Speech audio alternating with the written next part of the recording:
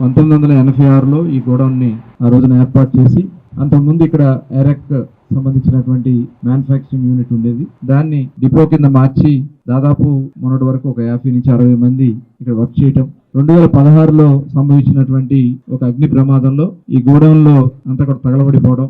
అప్పుడు కమిషనర్ గా ఉన్నారు ముఖేష్ కుమార్ మీనా గారు, వారు మేడం గారు చెప్పినప్పుడు నేను కూడా వచ్చి ఇక్కడ పరిశీలించడం జరిగింది. ఇమీడియట్ గా వేరే ఆల్టర్నేట్ పెట్టుకుని దీన్ని నిర్మాణం చేయడానికి ఆ రోజున ఇన్సూరెన్స్ కానీ అదే విధంగా డిపార్ట్మెంట్ నుంచి కూడా కలిపి 11 కోట్ల రూపాయలు శాంక్షన్ చేయడం జరిగింది. తిరిగి మళ్ళీ దాదాపు 8 సంవత్సరాల తర్వాత ఈ రోజు ప్రారంభించుకోవడం చాలా ఆనందంగా ఉంది. అత్యంత ఆధునికంగా అడ్మినిస్ట్రేషన్ బ్లాక్ కూడా సపరేట్ గా, గోడౌన్ కూడా దాదాపు 40,000 SFTతో నిర్మాణం చేసుకుంటే కొద్దిగా లీగల్ ప్రాబ్లం ఉందన్నారు. అది కూడా జాయింట్ కలెక్టర్ గారు వెంటనే క్లియర్ చేస్తామని కూడా చెప్పారు.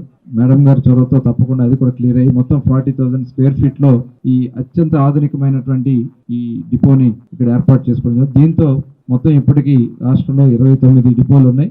కొత్తవి కూడా ఈవినింగ్ కూడా ఒకటి చేసుకోవడం ఉంటుంది. ఎక్కడ అందుబాటులో ఉండే విధంగా ఏర్పాటు చేయాలనేది దీని యొక్క ముఖ్య ఉద్దేశం. అలాగే ఇప్పుడే ప్రిన్సిపల్ సెక్రటరీ గారు కూడా చెప్పారు, ఈ డిపోస్ అన్ని కూడా పాతపడిపోయి ఉన్నాయి.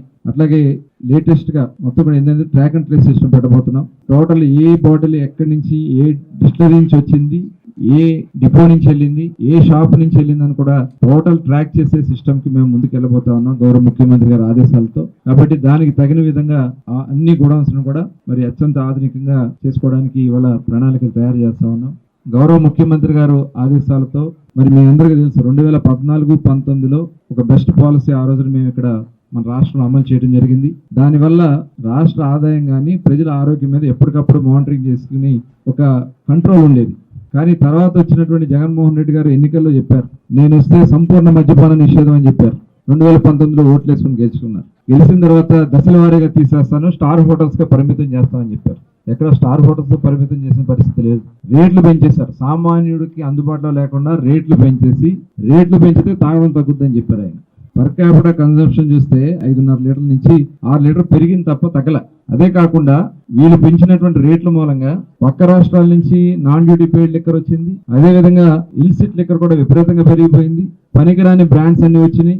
వాళ్ళు చెప్పిన బ్రాండ్సే షాప్స్ లో అవైలబిలిటీ పెట్టారు. కేవలం కొన్ని కంపెనీలు వాళ్ళ సొంత కంపెనీలకు మాత్రమే ఆర్డర్స్ ఇచ్చే విధంగా చేయటం వల్ల టోటల్ ఆ క్వాలిటీ లేనటువంటి లిక్కర్ ఇచ్చారు. మల్టీనేషనల్ కంపెనీలన్నీ కూడా వాళ్ళకి పేమెంట్స్ ఇవ్వని కారణంగా, ఆర్డర్స్ ఇవ్వని కారణంగా వాళ్ళందరూ వెనక్కి వెళ్ళిపోయారు. అటువంటి పరిస్థితుల్లో రాష్ట్రంలో ప్రజలందరూ కూడా డైవర్ట్ అయిపోయి వాళ్ళ గవర్నమెంట్ షాప్స్ పెట్టి గవర్నమెంట్ షాప్స్ లోనే నాన్ డ్యూటీ పెయిడ్ లిక్కర్ అమ్మిచ్చారు.